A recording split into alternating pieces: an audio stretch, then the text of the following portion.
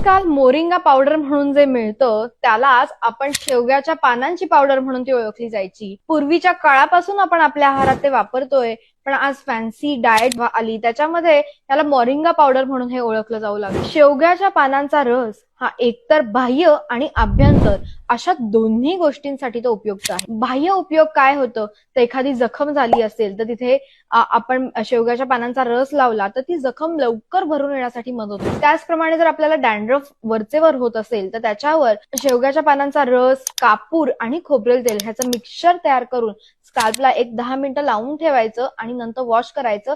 ह्याने वरचेवर होणारा जो काही डॅन्ड्रफ आहे तो कमी व्हायला सुद्धा हेल्प होत असते. शेवग्याची पानं ही कृमिघ्न सुद्धा आहेत. जंतांची जर टेंडन्सी असेल तर ती कमी होण्यासाठी हेल्प होत असते.